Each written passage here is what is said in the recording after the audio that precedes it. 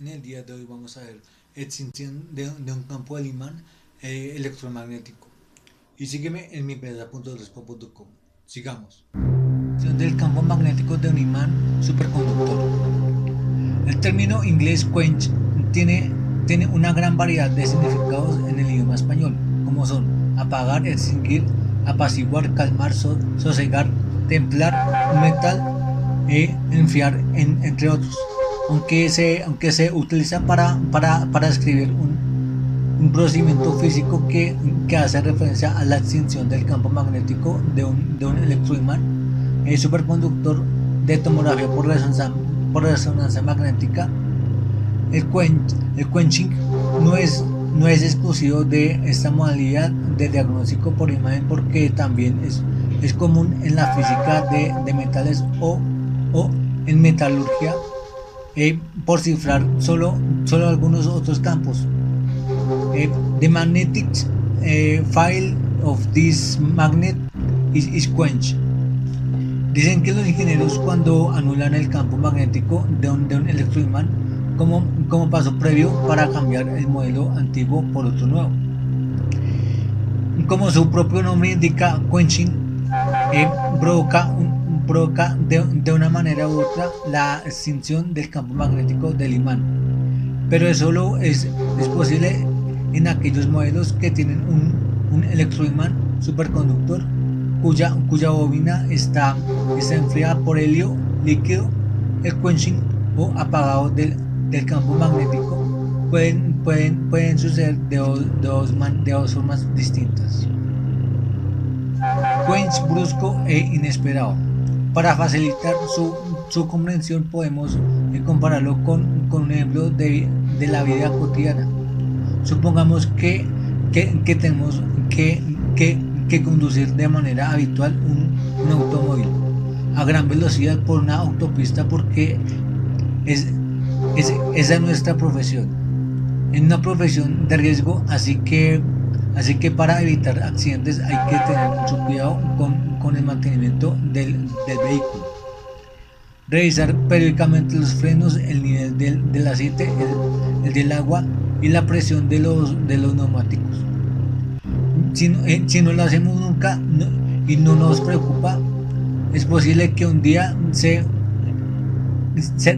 reviente una rueda, perdamos el control y el vehículo acabe estrellándose en la cuenca, en la cueneta. Se habrá producido un quench inesperado y brusco muy grave, que puede causarnos algún daño. Como consecuencia del percance, el coche acaba en el desagüe destrozado, quenched. En una unidad de tomografía en resonancia magnética sucede algo parecido. Puede producirse un quench brusco e inesperado porque el técnico no me ha comprobado los indicadores de seguridad, como el nivel de helio o la presión del compresor.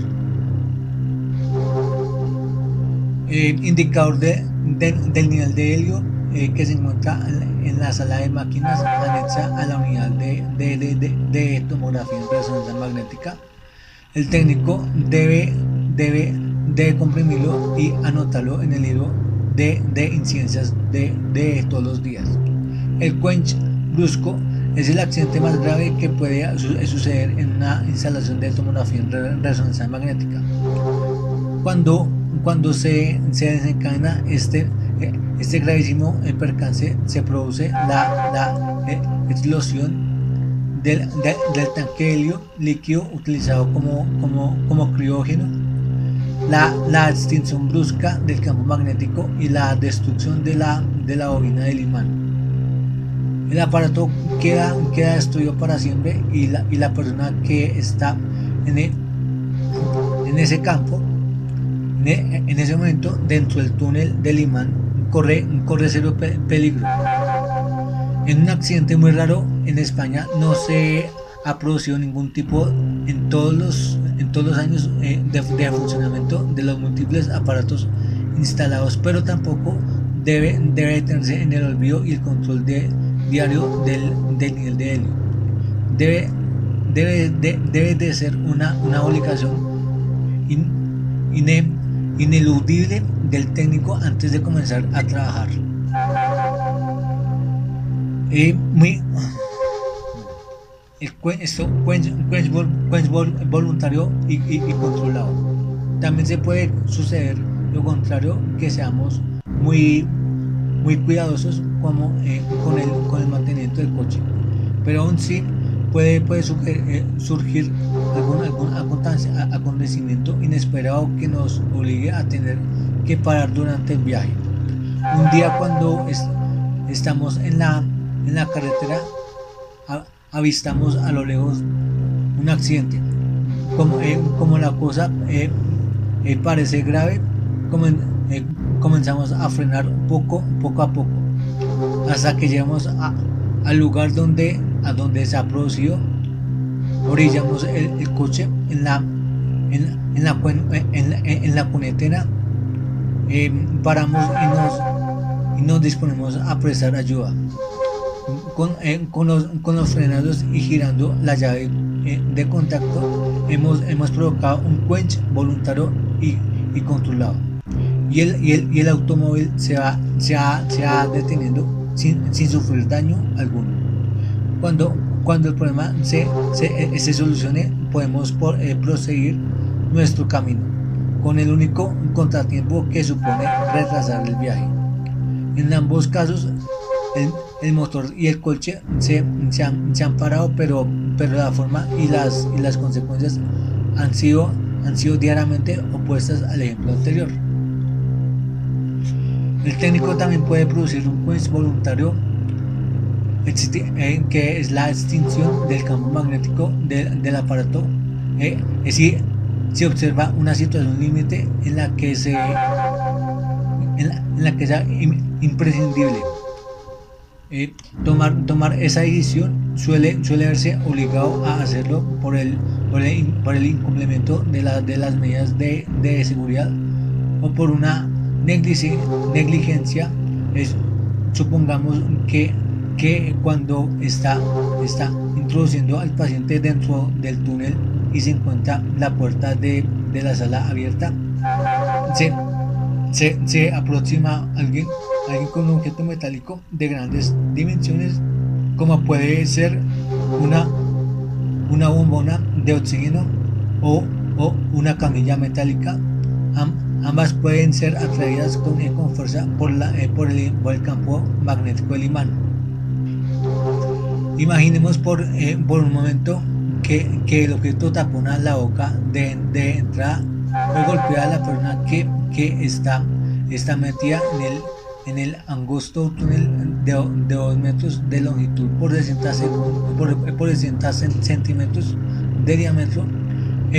Imaginemos la angustia y los gritos del paciente que nos pide que lo saquemos de allí, pero con la fuerza de un campo magnético de 1.5 Tesla. No hay técnico ni persona que sea capaz de retirar un objeto metálico de grandes dimensiones. En este caso correcto, se puede apagar el campo magnético del imán, es decir, realizar un quench controlado. ¿Cómo hacerlo? Es bastante fácil y rápido. En la pared lateral de la sala de exploración existe una Z-roba protegida por una tapa de plástico protectora. Se levanta dicha tapa, se oprime la Z. En menos de 2 minutos el helio se evapora por la chimenea de evacuación y sale por el exterior, formando una espesa nube blanca que se alza hacia el cielo como la humareda de una máquina de tren de carbón, evaporando todo el helio. El campo magnético del electroimán se extingue y se puede sacar el objeto metálico y al paciente sin más contratiempos. Pasando el tremendo susto, hay que llamar al servicio técnico para que para que vengan a rellenar el tanque y pongan en marcha el aparato. 3 o 4 días de parada, pero ningún permanece grave.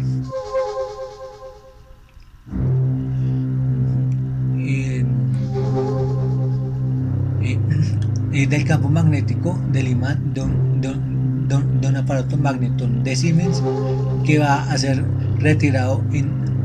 Los ingenieros hacen varias demostraciones con diversos objetos metálicos donde se puede ver la violencia con la que se atraída una llave inglesa.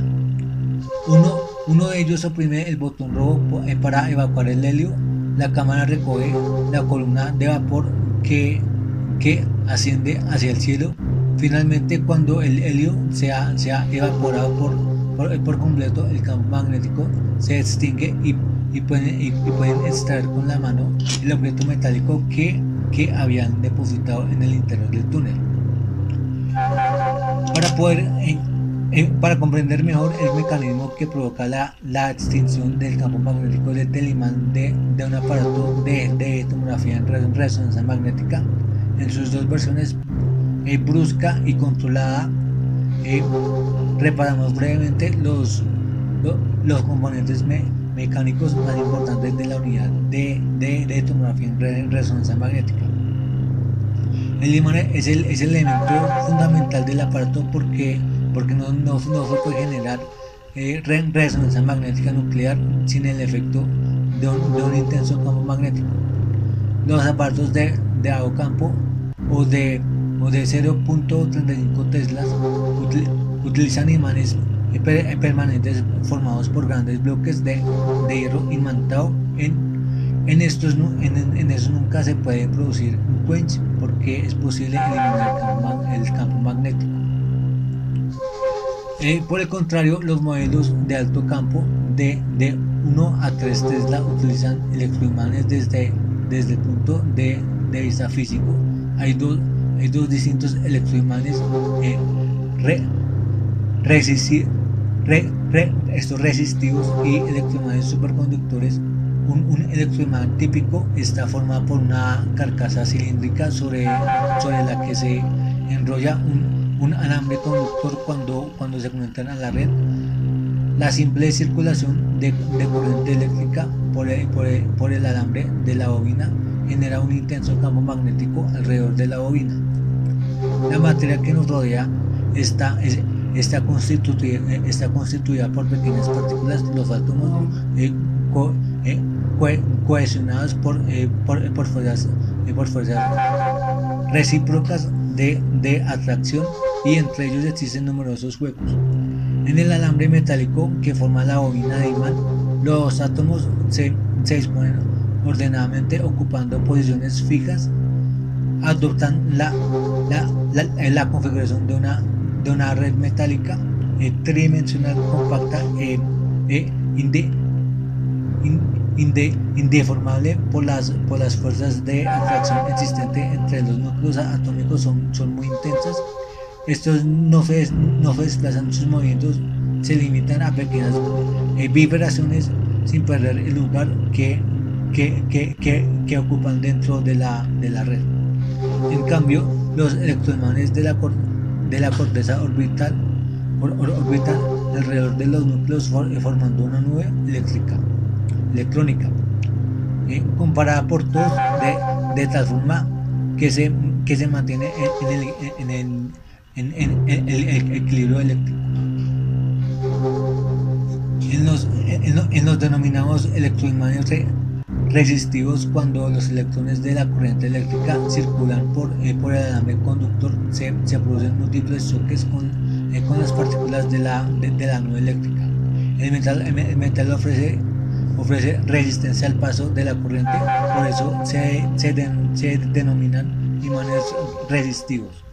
Las colisiones provocan un aumento de la temperatura del alambre del conductor que se puede ponerse al rojo vivo con las resistencias de los pequeños hornillos caseros.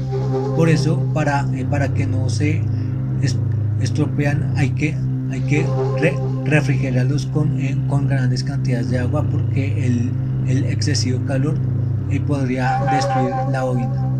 No conozco ningún modelo de aparato de tomografía en resonancia magnética que funcione con un imán resistivo. En cambio, en los modernos aparatos de tomografía en resonancia magnética se utilizan electroimanes superconductores. En esos el proceso es completamente distinto de los residuos.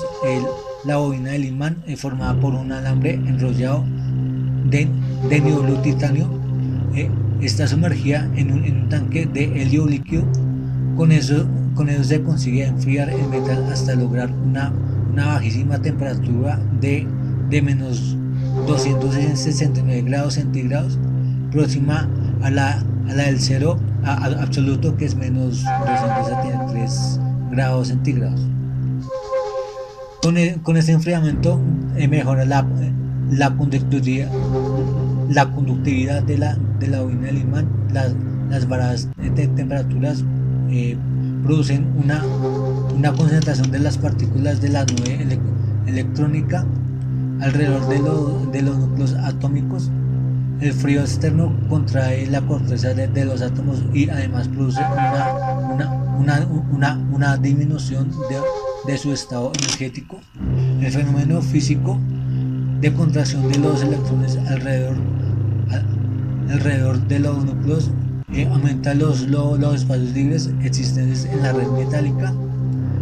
En esas condiciones favorables, la corriente eléctrica puede circular por el alambre superconductor sin que se produzca resistencia alguna, que es la superconductividad inducida por criógenos. El flujo incesante genera un intenso campo magnético que no variará mientras el nivel de helio se mantenga dentro de unas cifras normales y la presión del compresor también sea correcta. Pero si por algún mecanismo como nivel de helio muy bajo falló en el compresor u otra avería grave no detecta, aumenta la temperatura de la bobina corteza eléctrica de los átomos, se expande, se pierden las propiedades superconductores del imán y se transforma en residuo, produciéndose numerosas colisiones entre electrones que provocan un aumento de calor hasta que la bobina se pone incandescente. El incremento brusco de temperatura provoca la evaporación brusca y explosiva del helio líquido que se almacena en el tanque. Como el helio es un gas a temperatura normal, difunde rápidamente por la sala de exploración y asciende con rapidez hacia el techo. El escape de este gas dentro de la sala cerrada desplaza el oxígeno y puede provocar la asfixia del paciente si no se actúa con rapidez. Aunque no es tóxico ni inflamable, el helio evaporado en la sala de exploración puede producir lesiones cutáneas por congelación. El quench brusco que se produce cuando el nivel desciende por debajo de las cifras consideradas normales, que es el 50%, es una emergencia que requiere una actuación rápida por parte del técnico, pues aunque en todas las salas hay una especie de chimenea que conecta el tanque de helio con el exterior, puede resultar insuficiente para una situación con la descrita. Si sucediera un episodio grave con el que acabamos de mencionar, hay que abrir rápidamente la puerta de la sala y todas las ventanas para favorecer la salida de los gases y sacar al paciente. En resumen, para evitar que ocurra un quench accidental, hay que controlar que el nivel de helio se mantenga en cifras normales. Y si y si desciende por debajo del umbral de seguridad del 50%, se interrumpan las exploraciones hasta que el tanque se ha rellenado.